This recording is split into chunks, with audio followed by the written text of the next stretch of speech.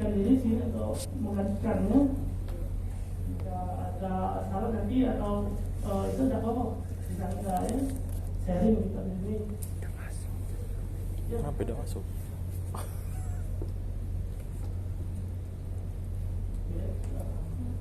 Nah, terkait PKK 109 ini standar yang digunakan untuk pelaporan yang digunakan OPZ di sini kan. Pada dasarnya terkait penyusunan laporan keuangan itu sama pada umumnya, mulai dari identifikasi transaksi di situ, ya kan, terkait historis kegiatan aseasi manajemen ya di situ yang ada di perusahaan di sini. Nah ini kalau lihat siklus akuntansi, jadi identifikasi transaksi kan sama pada umumnya dengan akuntansi secara umum, jurnal, kopi perusahaan, ya kan? Neraca saldo, jurnal penyesuaian, disesuaikan laporan keuangan, ya.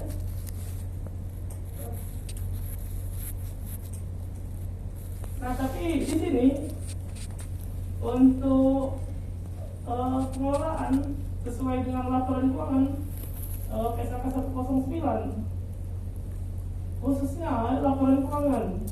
Kalau secara umum yang ada di perusahaan itu kan aktiva, ya kan, sama dengan kewajiban khusus modal gitu. Tapi kalau untuk OPZ sesuai dengan PSAK 109 di sini untuk modal ini dia saldo dana, karena di situ kan tidak ada modal, yang ada pengumpulan sama penyaluran di sini.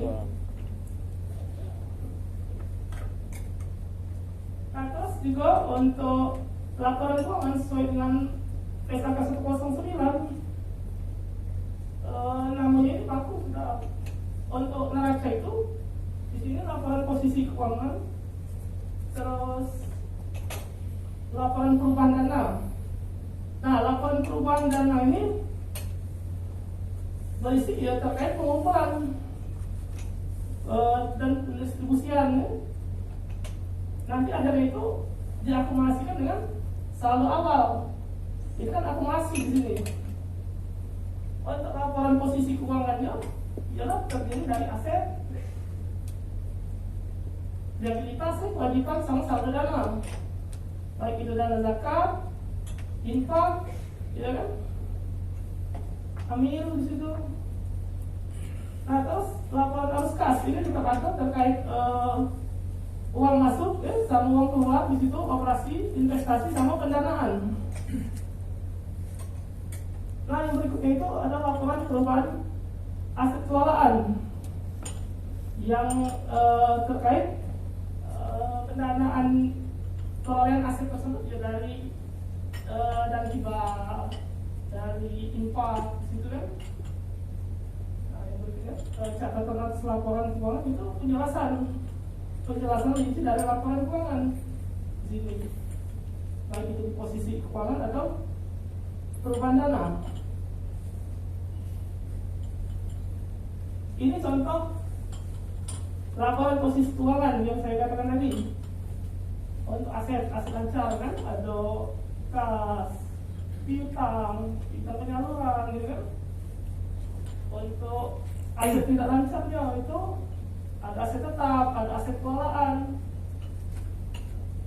Untuk kewajiban itu ya terkait titipan penyaluran kan, titipan jasa giro di situ.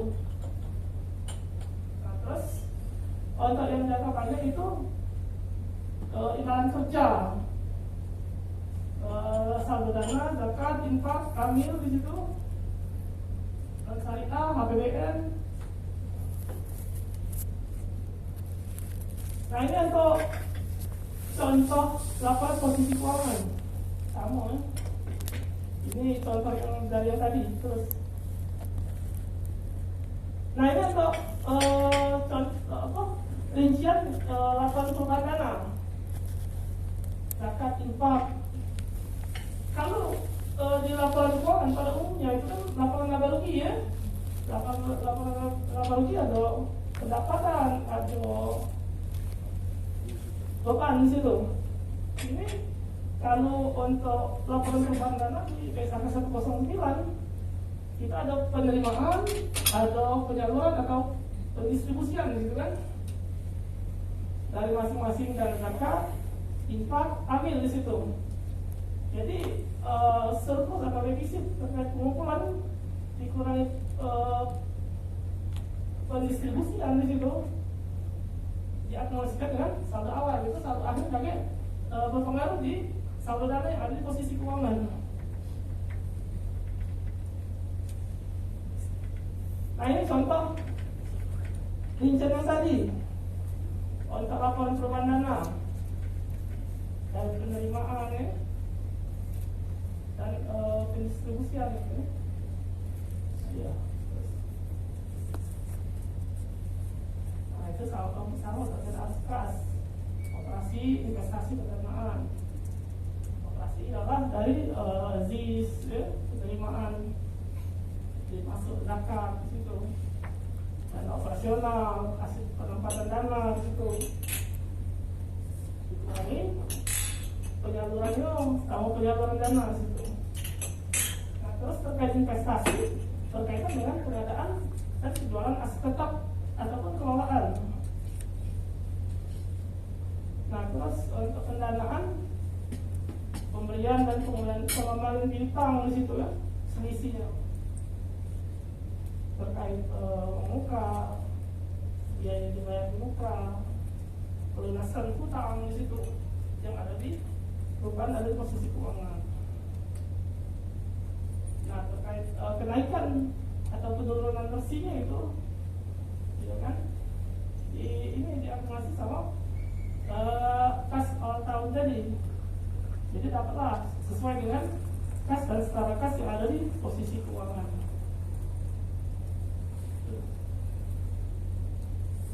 Ini ya contohnya, tapi ini tak tahu secara keseluruhan. Operasi investasi pendanaan kalau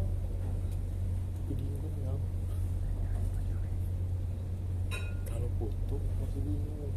Nah ini terkait laporan perubahan aset kelolaan yang merupakan bagian dari laporan keuangan yang ada di PSAK 109. Ada posisi keuangan, ada perubahan dana, ada arus kas, ada laporan perubahan aset kelolaan di situ. Iya. Jadi gitu. Ya, aset kelolaan yang termasuk aset lancar, hampir lancar, itu kan penambahan pengurangan juga. Kemudian juga terkait penambahan liputan ataupun seterusnya.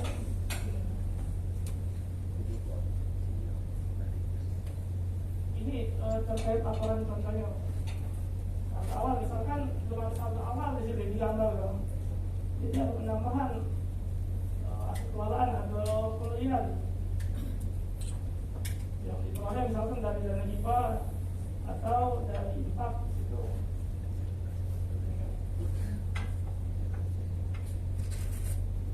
Ya, paling itu dapat nilai bersihnya dari aset kelolaan tersebut.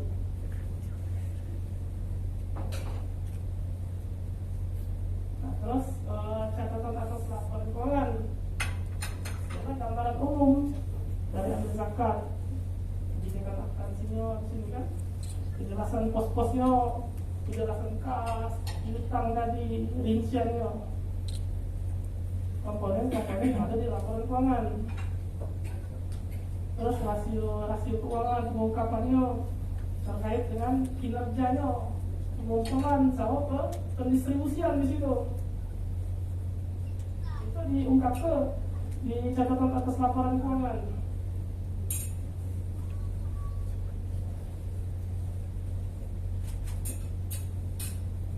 Nah, tanggung jawab atas laporan keuangan manajemen amil zakat bertanggung jawab di sini atas penyusunan dan penyajian laporan keuangan.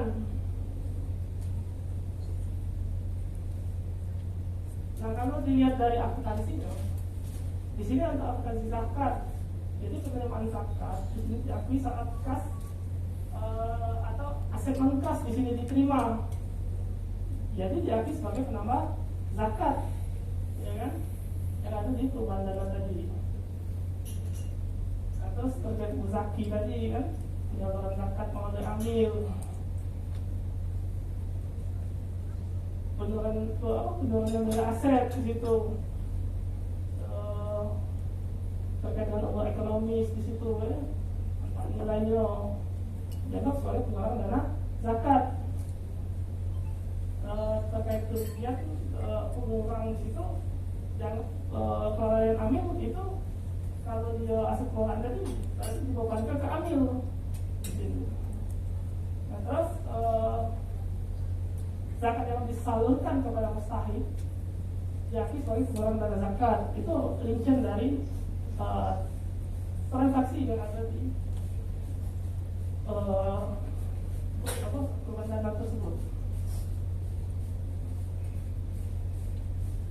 Ini sambungannya di sini terkait akuntansi zakat gitu.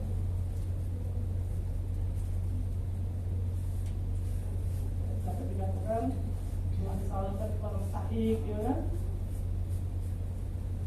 Titipan di situ kan, dianggap sebagai yang menerima dianggap sebagai utang penyaluran di situ kan, ataupun selanjutnya utang penyaluran di situ. Salurkan kemudian lain. Ini sebenarnya rincian-rincian ini ialah ada di posisi keuangan tadi di sini. Nah, terus dana zakat yang disalurkan dalam bentuk aset tetap di sini. Penyaluran zakat seluruhnya ya.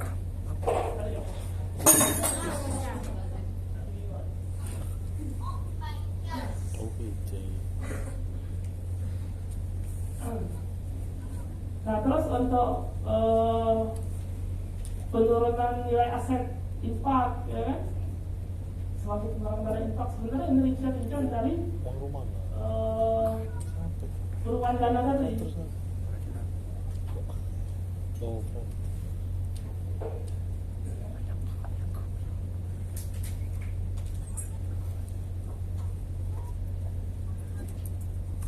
Di sini yang dari mana? Tahu? Itu untuk laporan keuangan pakai apa aplikasinya? Belum ya?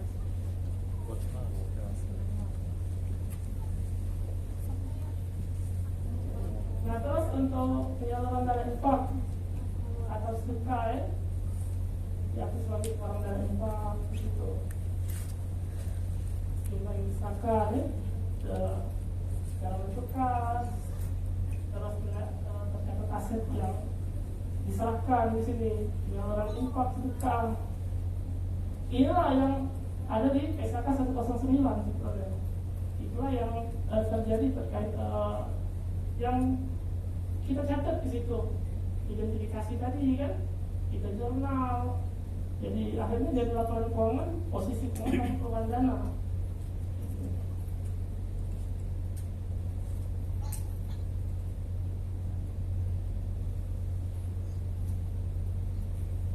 Nah, terkait audit laporan keuangan, dia audit ini untuk menilai sebetulnya kewajaran dari laporan keuangan yang kita sajikan di sini. Jadi apakah sudah sesuai misalkan dengan standar aturan di situ ataupun PSAK 109 terkait pencatatannya.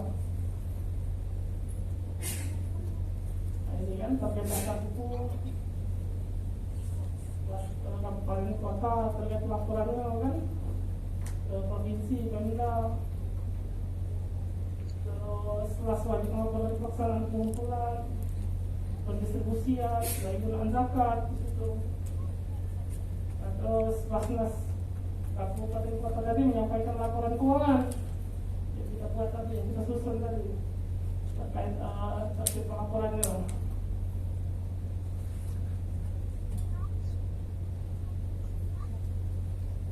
Nah, terus wajib menyampaikan laporan pelaksanaan pengelolaan zakat, infak, memang sudah ada aturan-aturan yang makanya kita buat laporan keuangannya di sini.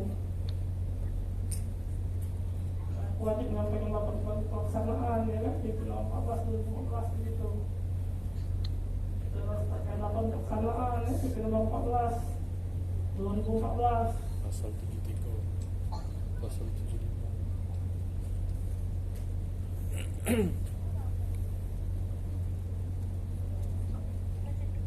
Terus terkait laporan pelaksanaannya, pengolahannya, masuk di situ sendiri.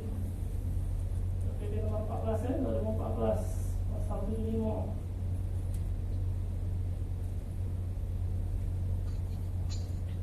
Ini sesuai dengan Kemenag ya.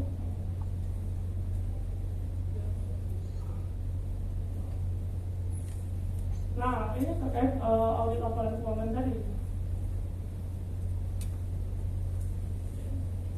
Jadi untuk menilai kewajaran dari laporan keuangan auditor tadi kan sifatnya independensi di sini. Dia juga membuat laporan hasil audit di situ. Dia mengevaluasi sifatnya auditor ini. Jadi mengevaluasi Itu dah kampung. terkait kewajaran atas laporan keuangan yang disajikan, terkait historis pencatatannya, hasil manajemen di situ, ya kan? Apakah sudah sesuai dengan aturan yang berlaku? Misalkan laporan keuangan sudah sesuai dengan SK 109, ya kan? Kalau laporan keuangan umum itu kan ada neraca, ada laporan laba rugi, ya kan? Tapi kan untuk OPZ ini, kalau masuk di situ, dia merujuk ke SK 109 terkait laporannya. Jadi laporan keuangan itu posisi keuangan, laporan perubahan dana gitu,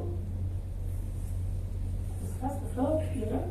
Terus terkait aset pengelolaan kalau ada di situ, ya kan? Itu tentang laporan keuangan. Nah terkait audit ini, proses pengumpulan mengenai bukti-bukti. Nah tadi dari menilai kewajaran dari laporan keuangan kebalikan dari akuntansi. Kalau akuntansi itu mulai bukti-bukti transaksi jurnal masuk ke buku besar, ya kan jadi laporan keuangan. Tapi itu kan konstruktif. Kalau audit itu kebalikannya, sifatnya analitis. Analitis di situ dari laporan keuangan berarti dari laporan keuangan yang disajikan. Di situ auditor tersebut memastikan apakah transaksi real yang ada di perusahaan, aset, kewajiban, saldo dana itu memang benar-benar ada real di situ. Dan terkait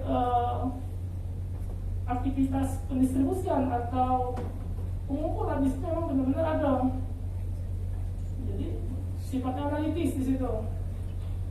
Jadi informasi kuantitatif yang disajikan di situ. Jadi dia ada proses audit yang dilaksanakan dari laporan keuangan, dia melakukan uji materialitas, terus melakukan sampling, terus prosedur substantif di situ, kompilasi bank untuk misalkan kas dan skala kas yang ada di bank, misalkan yang bertulis, terus yang di kas kecil di situ, outname, ya kan kesesuaian terkait laporan. Jadi memang benar-benar ada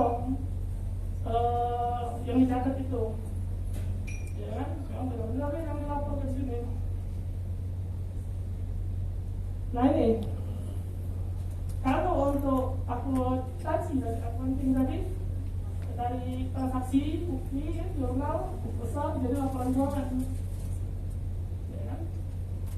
Ya, laporan keuangan dari posisi keuangan, perubahan dana, kas, kelolaan, jadi tadi ya, laporan keuangan. Kalau auditannya udah laporan keuangan analitis, memang laporan keuangan yang bersama ada. Ada neraca saldonya, jadi aplikasinya terkait pencatatan memang ada dari masuk dari keluar, dokumentasi itu penting. Dokumentasi di sini terkait pendistribusian. Jadi disesuaikan dengan pencatatan laporan keuangan. Jadi di coaching, di dokumentasikan. Ya kan, kalau dia masak bisa dari rekening keuangan gitu, ya kan, atau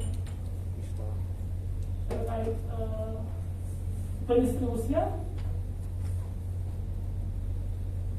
ya ada kwitansi, ada bukti foto di situ, ya kan, data dinas, yang internal itu harus dirangkut di sini. Jadi yang membaca laporan keuangan ini paham, karena penggunaan laporan keuangan ini kan ada dari internal, ada dari eksternal di sini, ya kan. Untuk internal dari manajemen di situ terkait pengambilan keputusan, ya kan. Ada target pencapaian. Kalau untuk eksternal ya ada publik, ya kan, pemerintah.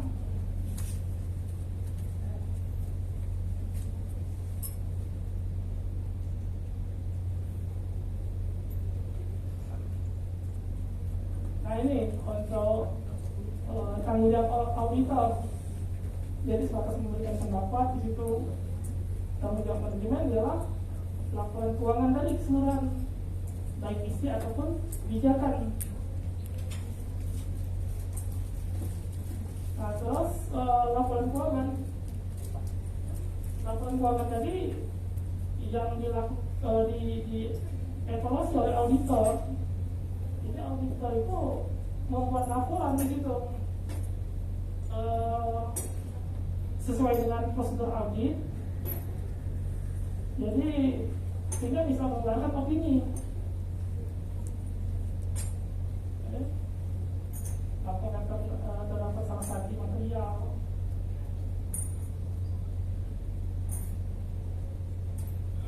Ini di sini misalkan wajar dengan pengecualian di situ bisa menunjukkan bukti di situ dokumentasinya, ya kan? Atau wajar dengan pengecualian, ya kan? Terus tidak wajar.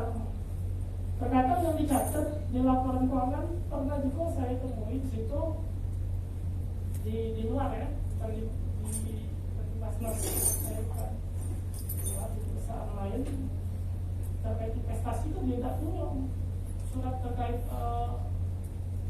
dokumentasi bahwa dia melakukan investasi, tapi dicatat di neracanya. Sedangkan neraca itu akun real di sini. Dia sampai kapan itu dia akan terus menerus di sini, akan hilang, ya kan? Kalau untuk perubahan dana tadi sifatnya sementara tadi, atau laba rugi kalau itu kan ngomong.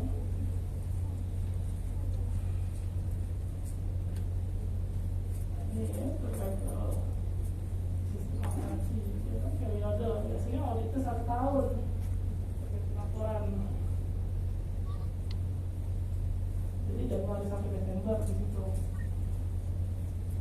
Bukti-bukti dokumen transaksi ya diperoleh yang melalui prosedur audit tadi. Kalau dari kas tadi kan kas kecil, outline di situ. Lihat di situ standar kas kecilnya itu dari mana di situ, apa dimasuk ke dalam dokumen, ya kan? Terkait jumlah, terkait tanggal, terkait pengajuannya. Karena auditor tadi mengevaluasi ujung-ujungnya balik ke aturan, ya kan? Memang diatur tidak di situ. Jadi auditor tadi terkait angka di situ mengecek dokumentasi kesesuaian nominal, memang benar penjumlahannya. Terus verifikasi, ya kan, disetujui oleh siapa terkait sehingga bisa dicatat jumlahnya sesuai dengan yang ada di laporan keuangan.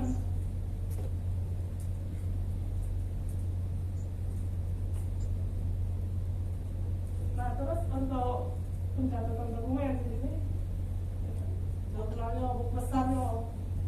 Jadi memang yang sifatnya analitis tadi dari laporan keuangan dicek buku besarnya. Buku besar itu pengeluaran akun, sehingga bisa dilihat di situ memang benar atau tidak pencatatkan. Terkadang kalau yang nggak ngerti malah minus tiba-tiba di bawah jadi plus lagi karena tanggalnya tidak sesuai yang dicatat dengan yang dokumentasi aslinya, atau dia pakai duit yang ada di kantong dulu ditombokin dulu kan, tapi tidak dicatatnya jadi minus ya kan, tidak seharusnya gitu kan logikanya.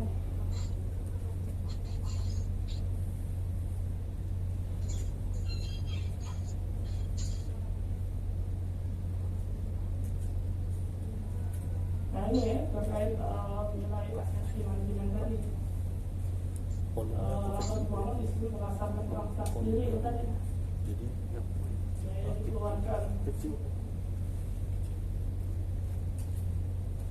disetujui, diotorisasi pihak yang bertanggung jawab. Nah, ada juga yang saya temui di situ ada pengeluaran tapi dokumentasi tidak lengkap. SOP yang ada di perusahaan itu tidak dijalankan, karena tidak ada SOP sama sekali.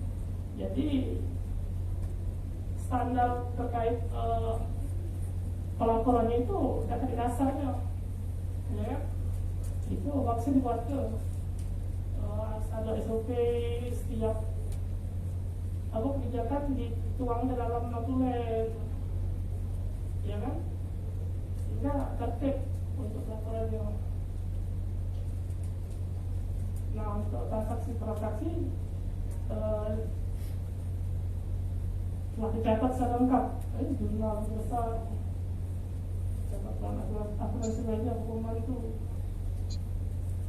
Nah terus untuk transaksi yang dicatat tersebut ya, dengan hak dan kewajiban lembaga pinjaman bank di situ ya, selama lembaga kita muncul memang terkait transaksi yang ada di perusahaan ya, ini asasi manajemen tadi.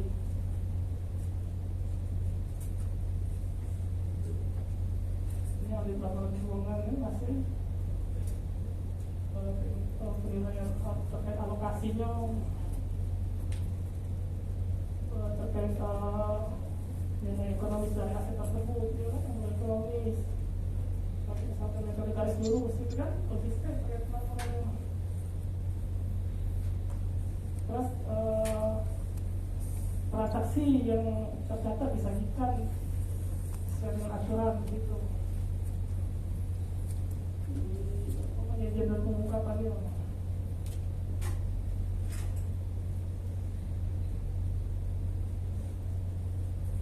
Nah ini dalam laporan auditor.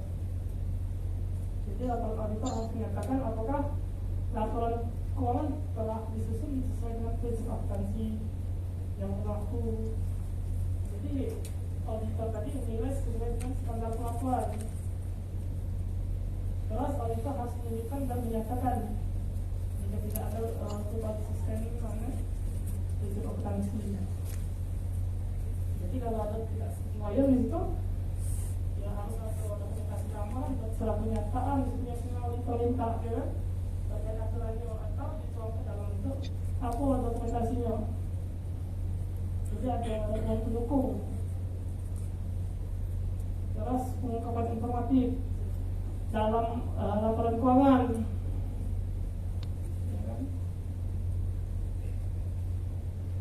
Harus pada memadai, setelah dikatakan lain dalam laporan auditor. Jadi laporan auditor harus membuat suatu pernyataan pendapat di sini mengenai laporan keuangan setiap bulan. Jadi benar tadi. Jadi auditor tadi dia menggunakan standar audit di situ, dia melakukan penilaian audit dulu, ya kan? Meminimalisir resiko audit.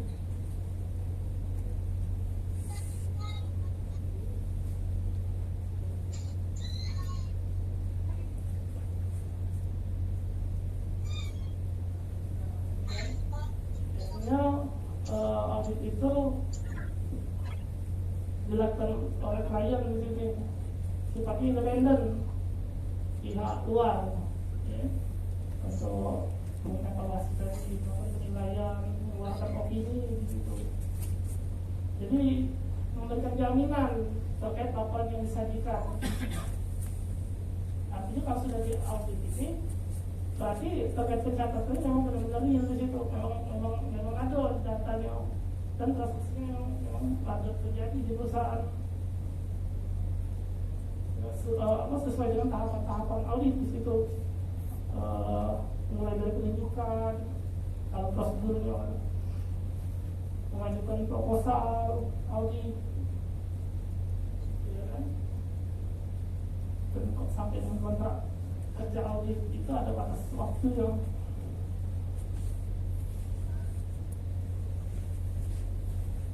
ini terkait dengan perencanaan dan supervisi, ya. Terkait dengan pertimbangan perencanaan audit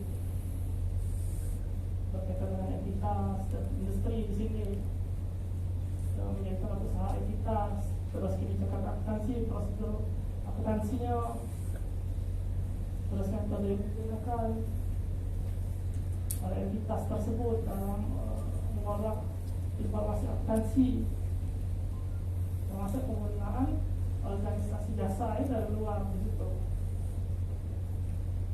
Terus tingkat risiko pengendalian yang direncanakan, pertimbangan awal tentang materialitas, tujuan audit. Nah, materialitas itu berkaitan dengan sampling KPI-nya, jumlah sampling yang diperlukan dari audit tersebut bagi bukti audit. Terus pos laporan keuangan yang mungkin membuat penyesuaian tadi, terus transaksi dengan pihak yang mendukung istimewa sifat laporan audit.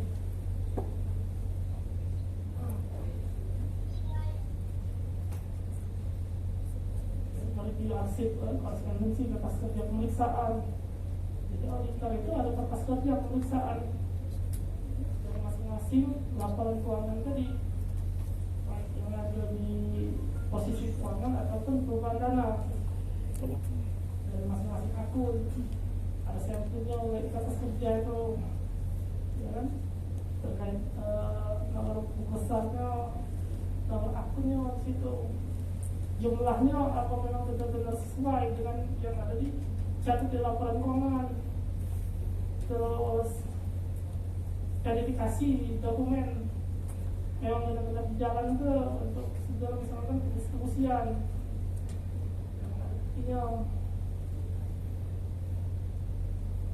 Apalagi terkait di sini kan ada aturan-aturannya, nggak bisa sembarangan di situ, ya kan?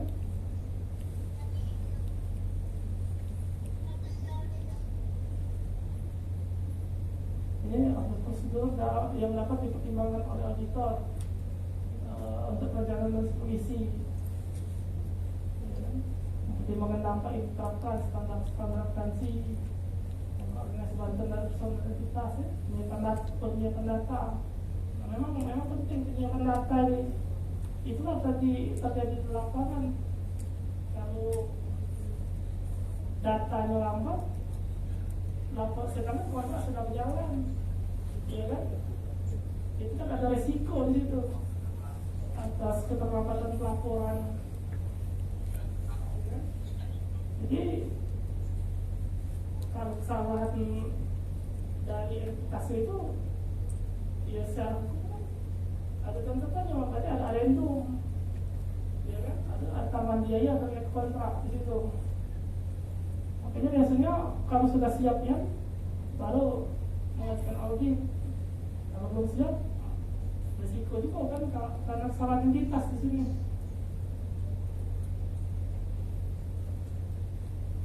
Terus pekerjaan audit, ya, menentukan dan mengkoordinasi kebutuhan staf, diskusi dengan pihak pemberi tugas di sini untuk memperoleh tambahan informasi, ya, kemudian audit jangan dilakukan. Nah, situ kan di audit ini ada 3 resiko. Yang pertama adalah resiko audit tadi Yang itu karena auditor tanpa kesalahan tidak dapat memberi kasih pendapatnya di sini terkait dengan laporan keuangan untuk yang mengandung salah satu material, ada risiko bawaan, ya, kerentanan saldo akun dan salah satu tadi, ya, karakteristik akun, terus pengendalian, ada risiko bawaan, ada pengendalian di sini. Pengendalian intern, contoh deteksi salah satu, terus detection risk di sini, deteksi tidak mampu postur audit mendeteksi salah satu lewat jadinya kan, yang dirupanya ada kesalahan dalam pelaporan di situ. Itu masuk resiko audit.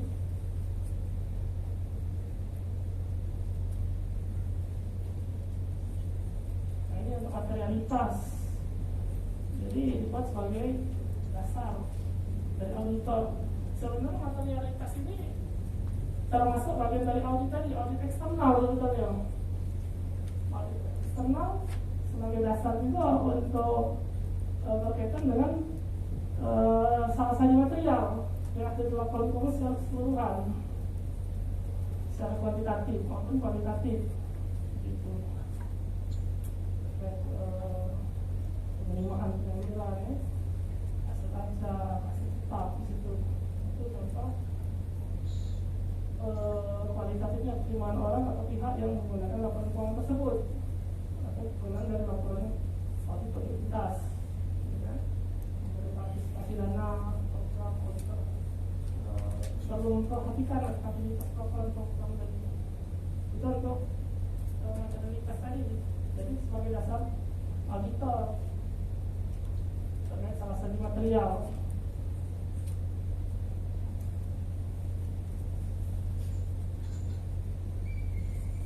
Tentang risiko, ya, dan internet ini kan mengenai struktur pengajaran identitas, saldo akun, kolom transaksi. Sebenarnya ini yang dilakukan auditor sebenarnya, bukan dari OPZ, dari eksternal yang itu materialitas ini.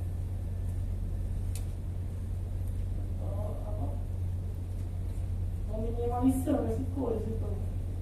Misalnya wawancara, kemudian secara sampling berkas yang mengatur transaksinya, yang benar-benar tercatat di situ, dan SOP yang berlaku memang dijalankan.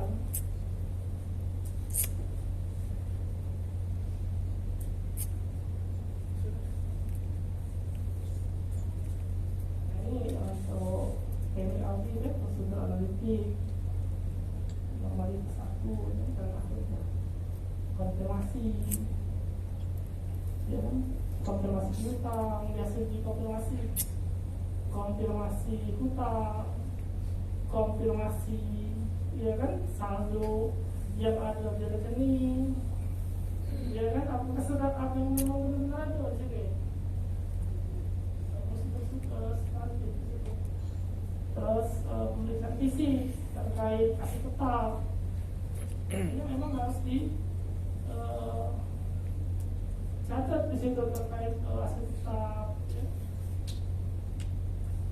Posting di situ, foto dokumentasinya, verifikasinya di situ memang benar-benar dijalankan. Terus tanggung jawab, ya kan, aktivitas operasi, masalah hukum dan akuntansinya. Terus dihitungan ulang, ya, hasil perhitungan pajak.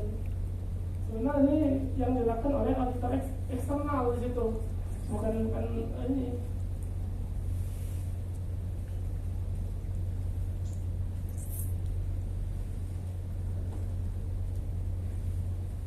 Nah ini terkait program audit, dua bentuk pengujian yang ingin dilakukan auditor, keterangan partisipatif tadi, terkait dengan intern yang dibuat oleh manajemen, terus tadi bank dan transaksi, tadi konfirmasi bank tadi, konfirmasi bank, terus offline dan itu aset tetap, memang berada di situ.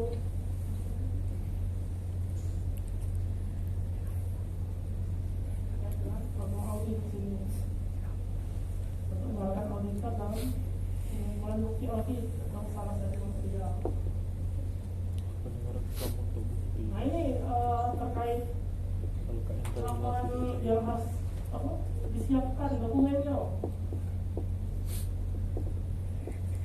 Biasanya ini yang diminta auditor. Jadi laporan auditor sebelumnya kalau memang sudah diaudit itu, kalau belum diaudit berarti saldo awalnya itu diperlukan. Jadi pembentukan saldo awal itu sesuai dengan yang memang benar-benar ada di situ. Sesuai ke berapa dana zakat infak, ya. Apakah dana zakat sama infak tadi dalam bentuk kas yang ada di sini atau dalam bentuk aset tetap di situ, itu harus dilakukan. Ada saldo, aset pengelolaan, ya kan? Ada rekening. Jadi memang harus ada dokumentasinya. Ada perjanjian kerjasama dengan pihak ketiga, daftar amil, itu kan daftar gaji. Karena di catatan atas laporan keuangan yang dibuat oleh auditor tadi dibuat gitu, termasuk akte pendirian, struktur organisasi di situ, jumlah karyawan, tetap amilnya, itu biasanya dibuat rinciannya di catatan atas laporan keuangan.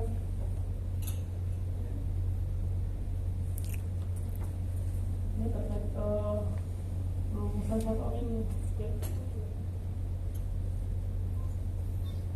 Nah, ini terkait modifikasi opini tadi, salah menjadi material, kan? Materialitas ini yang sifatnya ya, memberikan dampak lah di situ terhadap laporan keuangan. Jadi pertimbangan auditor untuk opini di situ. Karena kalau laporan keuangan ini kalau sudah diaudit ini kan memberikan jaminan. Kalau berisiko auditor tadi sendiri tidak memberikan pendapat, jadi seperti kebenaran risiko laporannya, ya kan? Biaya pasti keluar, tapi laporan dapat jadi kaki. Jaminannya tidak bisa digunakan.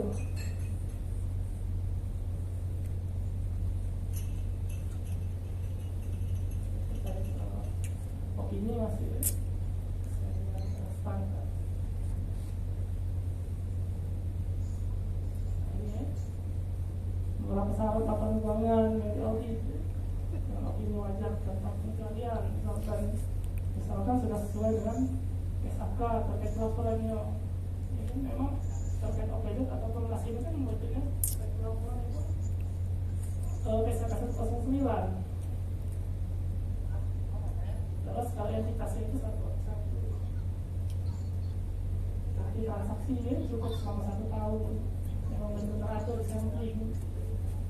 Informasinya kurang yang saja itu memang benar-benar ada di laporan yang dilaporan keuangan itu benar-benar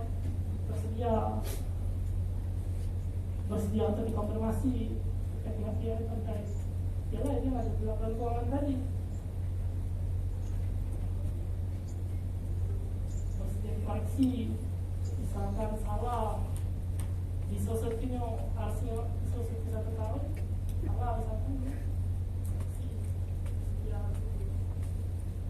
Terus menyetujui memberikan tanggapan terhadap laporan. Jadi sebelum auditor itu sebelum mengeluarkan ke laporan keuangan hasil audit, dia ngaji ke terap dulu dan dengan letter terkait temuan yang dihadapi, ya kan?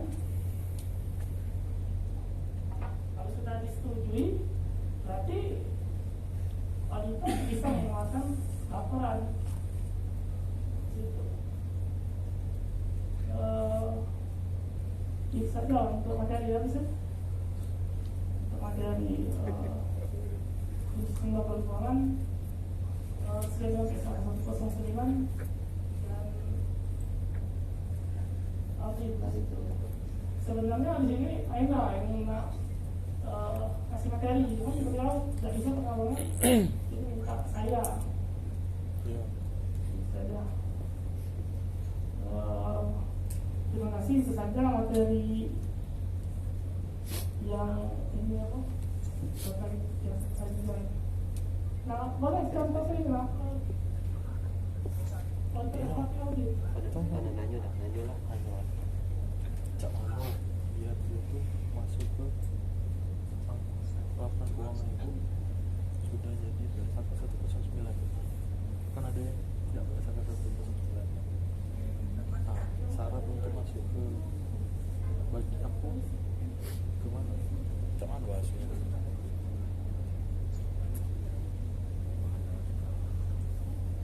Lagi neraca gue itu jadi berarti kalau ada 5 ekor itu dalam 9 bulan. Nah kalau kita coba Contoh laporan keuangan yang masuk tadi. kalau masuk ke Zima Jadi auditor tadi sudah ada tadi membuat laporan selanjutnya sesuai dengan prosedur audit.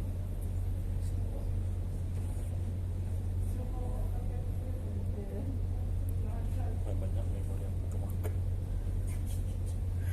Dan Rahasia tadi posisi keuangan. nggak sejam Keuangan, hasil auditnya bisa dikoreksi kita. iya ya Dia melakukan laporan. baik Mengenai aku durasi sejam resolusi bosan 140 jelas bekas kerja gitu. Kerjanya sama. cuma juga gini Neraca ngaji kan kalau kita akuntansi ini.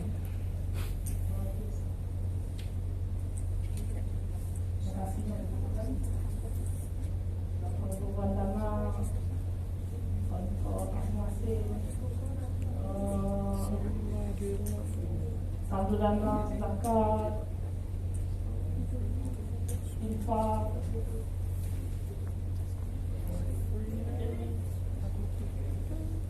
Auditor tadi mengajukan draft dulu sebelum dibina ke, kalau dapat kesanggahan dibina ke ya.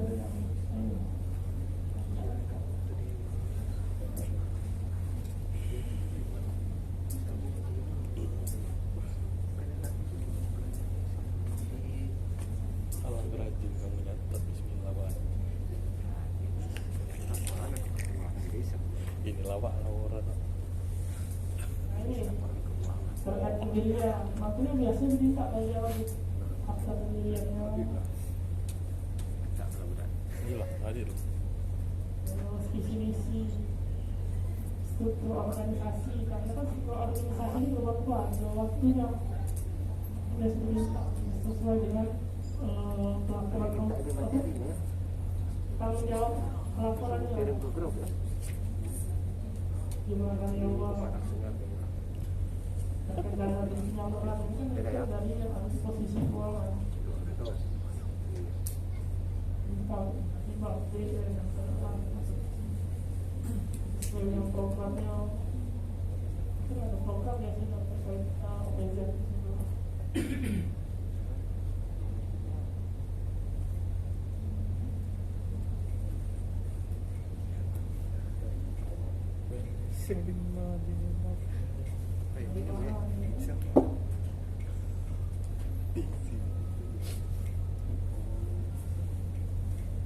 Itu saja materi yang bisa saya tampilkan.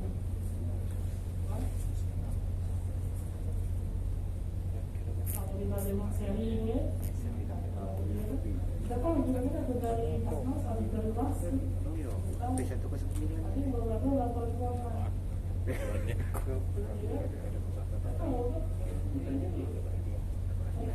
Terkait lapor harusnya sudah ada laporan keuangan.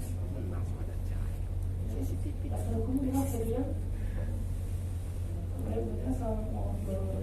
Waalaikumsalam warahmatullahi wabarakatuh.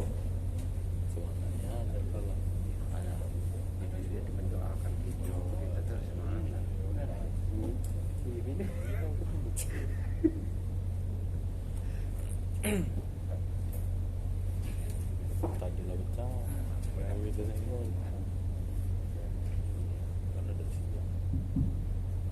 Baik Bapak Ibu, mungkin di sini ada yang mau sharing tentang laporan keuangan kepada narasumber kita. Kami persilakan Pak. Aku udah 30 saya bilang. Itu dah. Maju ke lama Pak. Bismillahirrahmanirrahim. Assalamualaikum warahmatullahi wabarakatuh. Waalaikumsalam warahmatullahi wabarakatuh. Bapak narasumber yang kami hormati, kami UPZ Di depan ngantuk-ngantuk. Kemenang Ogan Ilir. Terima kasih atas waktunya. Ada beberapa hal yang ingin kami tanyakan terkait dengan tugas kami sebagai UPZ.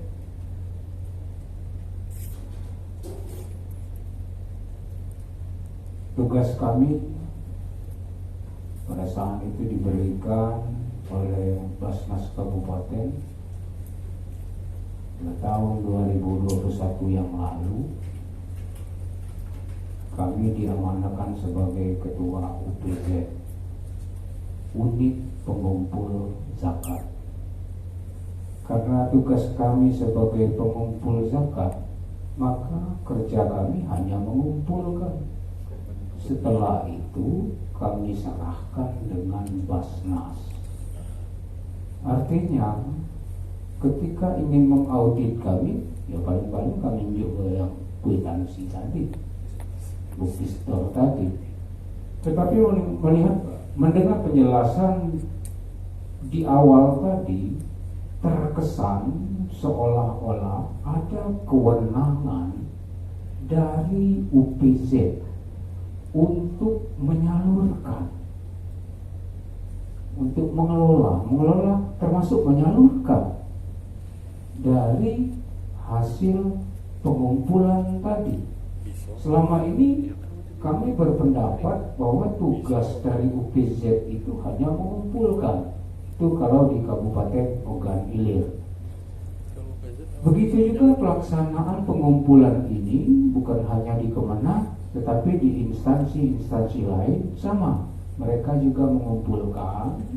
Setelah itu baru disampaikan dengan Basnas Kabupaten. Itu yang ingin kami tanyakan, apakah memang UPZ itu tugasnya seperti apa? Kami juga belum paham. Bahkan sejak ditugaskan kami sebagai Ketua UPZ, baru malam ini kami mengikuti pelatihan. Kemudian yang berikutnya, ketika kita berbicara tentang audit, terutama tentang zakat ini, tentu selaku pengelola zakat, kita bukan hanya bertanggung jawab kepada manusia, tetapi lebih dari itu kita bertanggung jawab kepada Allah. Apa yang kita laksanakan itu apakah sudah sesuai dengan tuntunan atau tidak. Nah, oleh karena itu dalam kesempatan ini kami sampaikan, ketika kami amati beberapa tahun yang lalu, banyak sekali kami perhatikan itu penyaluran zakat itu sepertinya disalahgunakan, terutama menjelang pemilu kada, pemilihan kepala daerah. Kita ketahui bahwa zakat ini sudah ada ketentuan orang-orang yang berhak menerima zakat, tetapi tidak menutup kemungkinan mungkin di tempat lain tidak jauh beda, masjid dibantu dari dana Basnas, sementara sepengetahuan kami masjid tidak masuk dalam asnaf itu.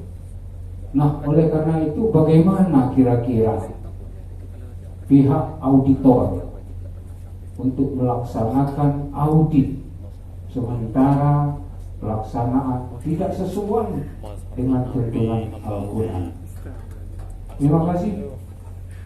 Assalamualaikum warahmatullahi wabarakatuh. Waalaikumsalam warahmatullahi wabarakatuh.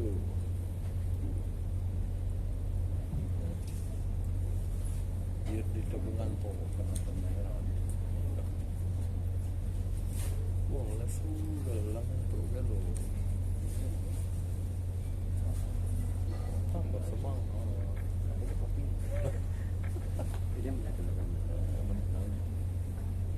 kita melakukan hidup masih hati.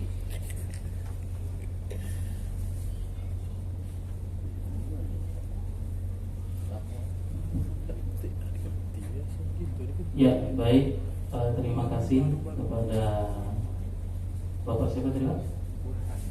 Pak Burhan ya. Ya. Pak Burhan dari pengurus UPZ Kemenak Ogan Ilir loh ya. Ya. Di sini Pak, kebenaran juga saya sebagai staf yang membidangi urusan UPZ di Basnas Provinsi. Jadi memang kalau untuk tugas dan fungsi UPZ, untuk lebih jelasnya Pak, nanti boleh Bapak pelajari Perbasnas nomor 2 tahun 2016, Peraturan Badan Amil Zakat Nasional nomor 2 tahun 2016. Jadi di sana memang tugas dan fungsi UPZ itu adalah dia ini mengumpulkan dana zakat, infak dan sedekah. Setelah terkumpul baru diberikan kepada Basnas untuk disalurkan. Ya. Tapi kalau memang seandainya UPZ punya keinginan untuk menyalurkan, itu ada batasan-batasannya, Bang. Kalau kami ada memberikan kelonggaran kepada UPZ untuk dana infak, ya, kalau di provinsi, Pak ya. Jadi kami memberikan kelonggaran kepada UPZ untuk mengelola dana infak maksimal 40%. Maksimal 40% dari dana infak yang terkumpul. Tapi dengan catatan jika suatu waktu tim audit datang kepada UPZ harus siap memberikan laporan tentang pengelolaan dana infak yang 40%. Nah itu Pak, itu kalau seandainya sewaktu-waktu tim audit sampai ke UPZ, karena kita sudah membuat perjanjian dari awal. Kalau dari sisi aturan, kita tidak ada aturan dana infak boleh dikelola oleh UPZ, tapi kami memberikan bahasa yang berbeda. Bahasanya penyaluran dana infak melalui UPZ, ya, sebesar 40%. Dan itu juga untuk UPZ yang ada di Basnas Provinsi, ada yang mau menyalurkan, ada juga yang nggak mau repot. Ayo sudahlah Pak, silakan disalurkan, bagi kami repot pula, duit sedikit pula, ya kan, itu Pak. Nah, tapi kalau untuk zakat itu semuanya dilaporkan atau diberikan kepada Basnas masing-masing. Tapi kalau di provinsi kita memang sudah ada aturannya merujuk dari surat edaran gubernur. Surat edaran gubernur nomor 310 tahun 2016.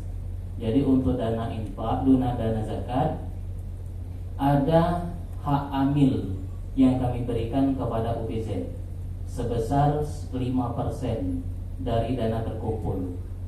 Karena hak amil ini kan hanya boleh digunakan 12,5% atau 1/8, ya. Jadi dari sekian dana zakat yang terkumpul itu 1/8 boleh digunakan untuk hak amil. Dan kita di Basnas Provinsi, hak amil kita berikan kepada UPZ 5%. Tapi dengan catatan dia dikumpulkan dulu di Basnas. Ya, dikumpulkan dulu di Basnas 100%, nanti mereka bisa mengajukan untuk mengembalikan hak amil. Untuk apa hak amil tersebut? Karena UPZ juga butuh dana untuk operasionalnya, ya. Mungkin ada yang untuk fotokopi, ada yang repot ya untuk ngurus itu. Ya, jadi kita berikan 5% untuk hak amil. Ya. Selain yang 95% itu diserahkan kepada Basnas yang mengelola. Itu. Kita memang itu sudah ada aturannya kalau di provinsi berdasarkan peraturan surat apa namanya KPTS ya 310 tahun 2016 dari Bapak Gubernur. Nah, itu Pak kalau di provinsi Pak ya. Jadi memang seperti itu Pak. Kalau Bapak umpamanya siap untuk menjadi objek audit, ya boleh mengajukan kepada Basnas untuk mengelola dana infak Pak, dana infak. Ya seperti itu Pak. Terkait tentang audit tadi, seandainya tidak sesuai Pak ya, tidak sesuai dengan asna ya, masjid ya, memang sekarang untuk dari provinsi sendiri itu untuk penyaluran bantuan masjid itu agak direm Pak ya. Dulu pernah kita mengadakan bantuan untuk masjid ya, ketika itu tahun berapa dulu, tapi ada pendapat-pendapat dari ulama-ulama kita bahwa masjid tidak masuk asna ya, tidak masuk asna. Walaupun ada juga ulama yang berpendapat masjid bisa dimasukkan asnaf fisabilillah, ya kan? Ada juga yang berpendapat seperti itu. Tapi untuk di provinsi sendiri kita memberikan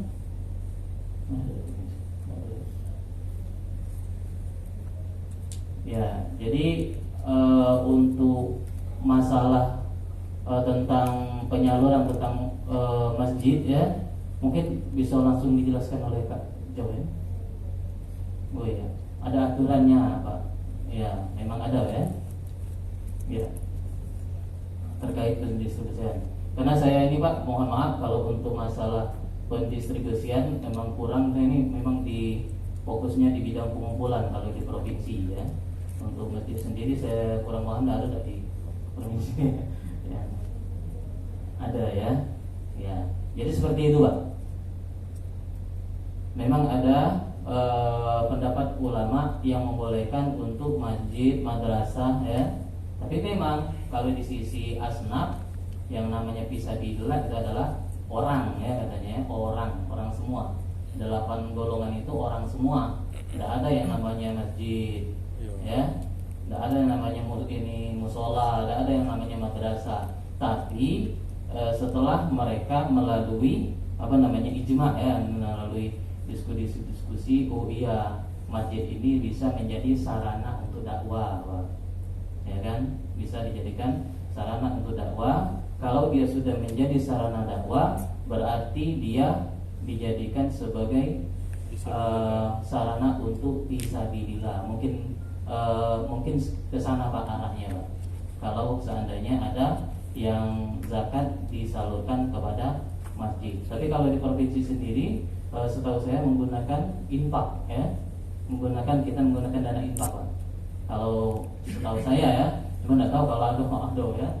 Nah, sepertinya tidak ada kalau di provinsi. Nah, dia menggunakan dana infak karena kalau dana infak kan lebih longgar Pak.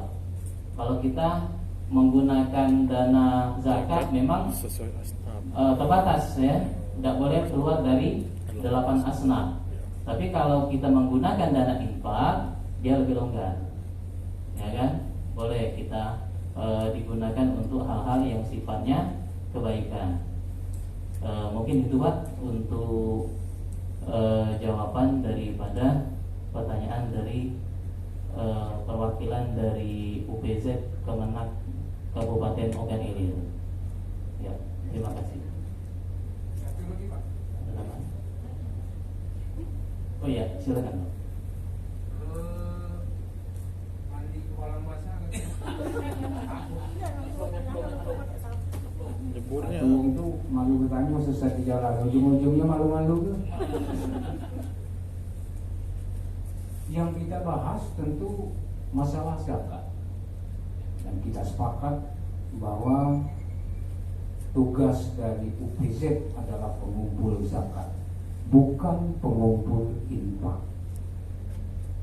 Oleh karena itu kami tidak mengumpulkan infak, karena judulnya saja pengumpul zakat, bukan pengumpul infak. Nah, jadi rancu lagi bagi tugas kami, atau nambah atau seperti apa. UPZ itu Kemudian Basnas itu badan amil zakat. Kalau dulu Bazis, badan amil zakat infak sedekah. salah. Nah, ada terjadi perubahan regulasi, maka tugas dari dibentuknya UPZ Basnas ini adalah pengumpul Dia zakat. kan makanya Makanya jadi rancu lagi Perpanjangan ketika tangan. ada istilah infak itu dikelola oleh kami banyak lah. Basnas. Terima kasih, mohon pencerahan. Zakat itu punya. Iya, siap. Mau apa? Iya. Terima kasih Bapak. Lupa lagi tadi Pak. Pak Burhan. Ya. Jadi judulnya UPZ Pak ya, unit pengumpul zakat. Ya. Jadi gini Pak, kita Basnas itu dijalankan atau lahir dengan adanya Undang-Undang Nomor 23 Tahun 2011 dan dikuatkan dengan Peraturan Pemerintah Nomor 14 Tahun 2014. Ya. Di sana ada tugas dan fungsi UPZ, Pak. Nah, nanti boleh Bapak nanti diperdalam lagi Undang-Undang Nomor 23 Tahun 2011 dan PP Peraturan Pemerintah Nomor 14 Tahun 2014 tentang pelaksanaan Undang-Undang Nomor 23 Tahun 2011.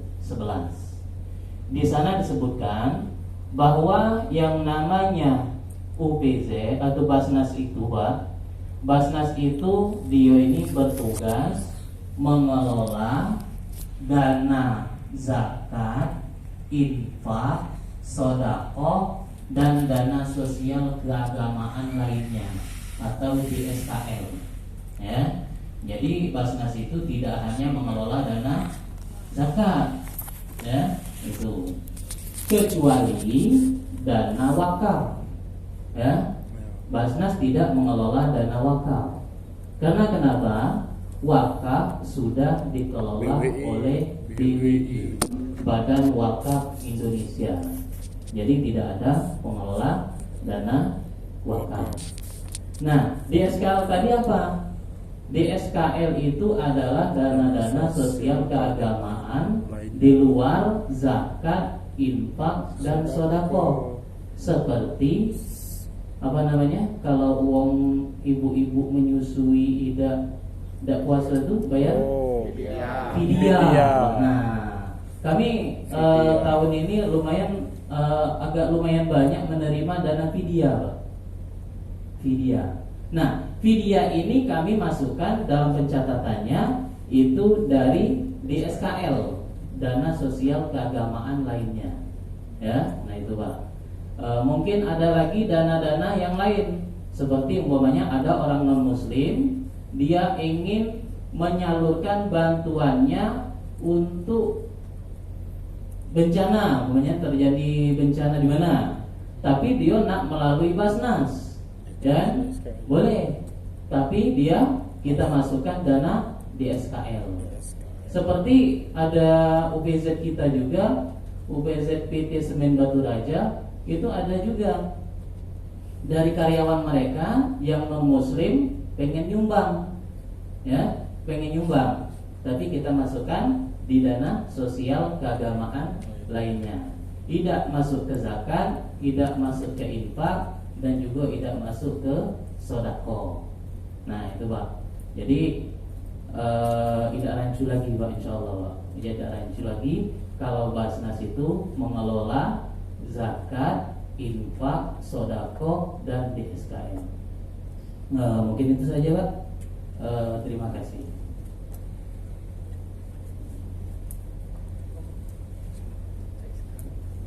Ada lagi Pak? Ini moderator kita di mana ya? Ya tidak apa-apa Pak, kita borongan dulu Pak.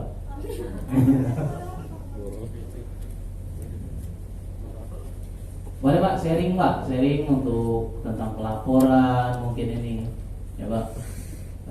Tentang apa saja sih? Hah? Oh ya.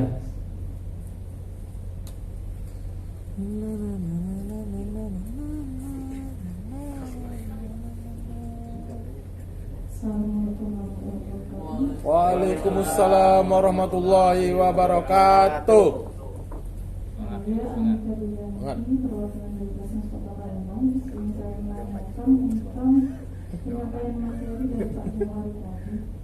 Jadi di sini saya dan ditanya juga, mungkin ada teman-teman yang mungkin mau tanya, jika laporan keuangan belum siap untuk diaudit, apakah tim audit bisa membantu dalam mempersiapkan laporan yang mendampingi mempersiapkan laporan yang benar? Yang pertama. Kedua, berapa jangka waktu normalnya proses audit tersebut? Itu ya Pak. Dan ada ini bantuan ya. Hah? Belum.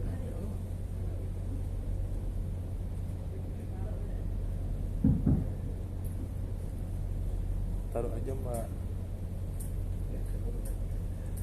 32-an.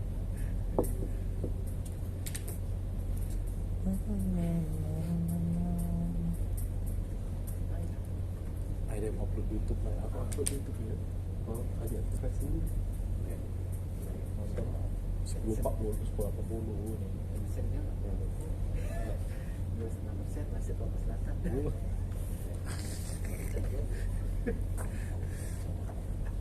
AdSense-nya masuk ke 2,5%. Jadi kalau terkait audit ini lah, untuk auditor, kalau untuk evaluasi dan lihat juga penting keuangan di sini ya. Jadi sebelum laporan keuangan selesai di situ, kalau lagi 2 bulan di situ bisa audit masuk. Tapi kalau untuk kompilasi laporan keuangan, jadi kalau ini auditor eksternal ya beda sama auditor internal. Kalau eksternal di situ kan di situ ada kesepakatan, di situ ada tugas, iya kan? Jadi auditor eksternal di sini kan ada yang memberikan jaminan, ada yang jaminan di situ kan terkait audit, kompilasi laporan keuangan, itu beda. Itu sesuai dengan kesepakatannya. Dia tidak boleh terlibat kompilasi laporan keuangan. Kalau dia terlibat kompilasi laporan keuangan tadi kan tidak independen jadi kan. Jadi kan harusnya itu independen. Itu termasuk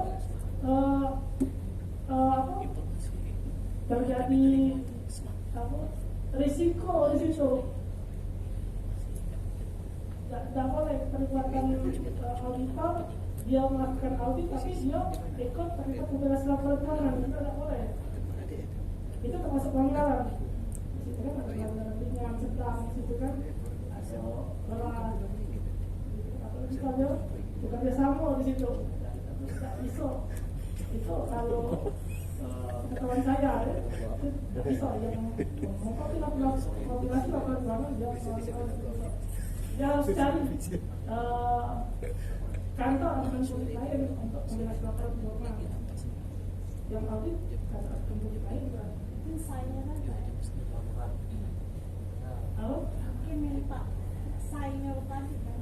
Iya, jadi kan pas sekarang ada satu audit itu kan harus kita tutup di situ, jadi bisa minta apa? Jadi misalnya harusnya biasanya ngasih akuntan di situ, jadi dia paham, dia tidak langsung di aktivitas perusahaan, aktivitas perusahaan.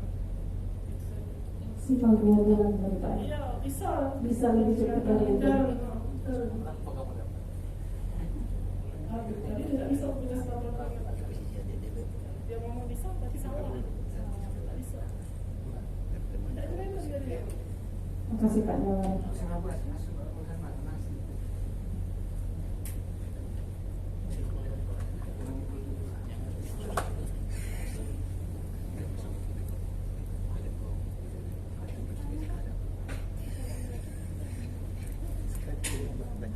Assalamualaikum warahmatullahi wabarakatuh. Waalaikumsalam warahmatullahi wabarakatuh. Dari Basnas Kabupaten Lahat izin bertanya untuk materi audit tadi Pak ya. Bagaimana kalau seandainya kita sudah melakukan audit di tahun 2020 misalnya. Nah kemudian auditor sudah mengaudit dan sudah mengeluarkan opininya. Tapi masih. Lalu di kemudian hari kita menemukan ada kesalahan dalam penginputan transaksi tadi Pak. Apakah hal itu dapat mempengaruhi hasil opini yang sudah dikeluarkan, atau opini yang sudah dikeluarkan itu tidak akan berubah walaupun ada kesalahan? Yang kemudian pertanyaan yang kedua, apakah kita bisa memperbaiki kesalahan transaksi tadi di tahun yang bersangkutan, atau ada jurnal khusus yang bisa kita input di tahun berikutnya? Terima kasih. Wassalamualaikum warahmatullahi wabarakatuh.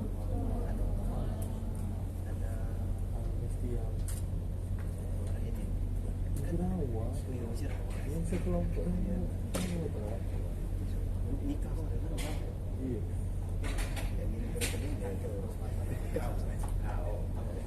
Karena lahiran. Nah, selama sebulan mengisi lagi udah jauh. Udah mana Pak? Iya, Mbak lagi sudah wah. Aku buat juga. Bagus ya gue.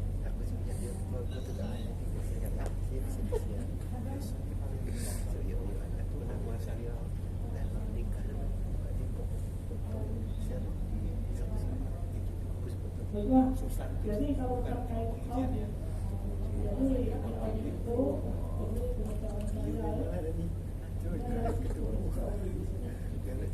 Di situ itu nama auditor selama di sana tidak atas dari laporan keuangan yang mengandung salah satu material. Yang pertama itu dari keuangan itu dari satu akun ya. Dan salah satu di sini terus dari pengendalian tadi dalam mendeteksi salah satu ada reseksi itu melakukan prosedur audit salah satu prosedur audit itu berarti sesuai misalkan masuk tadi kan masuk dia sudah melakukan atau utang piutang gitu dia sudah melakukan konfirmasi ya Gesit, si gesit. Kalah gesit. Nah jadi kalau opini itu kalau sepengetahuannya dia tetap di situ, tapi untuk laporan itu bisa dikoreksi di situ, tapi di disclose di situ di opini awal itu karena suatu hal gitu, sama catatan laporan keuangan itu kamu tidak akan koreksi perusahaan itu pasti dia untuk dilakukan koreksi jadi kalau kesalahan biasanya di disclose itu diungkap tuh bagai temuannya tadi.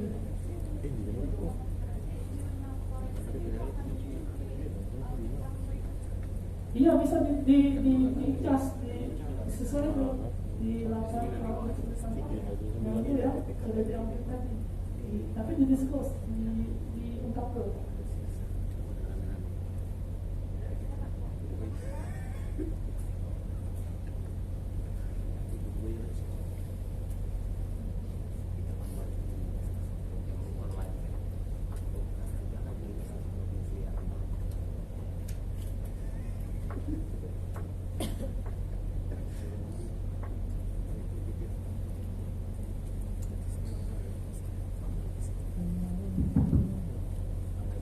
Baik Bapak Ibu, terima kasih.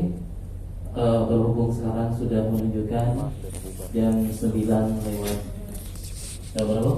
11. Lewat 2 jam ini. Ya. Kita juga sudah dapat instruksi dari Mbak Ana. bahwa kita hanya dibatasi sampai jam 9. Untuk itu kami dari pemateri Oke. mohon maaf jika ada kata-kata yang salah dan kepada Kita Bapak dari mohon ampun Selatan dan bila yang baik apa yang saya sampaikan karena ikut meramaikan acara dan tinggalkan jika melakukan apa yang keuangan kami berbasis sampaikan PSI itu tidak 109. pandangan Bapak Ibu karena itu Tapi tidak keruan mana 109 no. 105 biasa menyelesaikan masalah. Iya. mau ditutup Tuh, kosong. ya, Lima. Jadi kami selalu Tak ada. pada malam hari ini sekali lagi kami ucapkan terima kasih yang sebesar-besarnya atas perhatian daripada Bapak Ibu sekalian dan kepada Allah kami mohon ampun. Kami akhiri.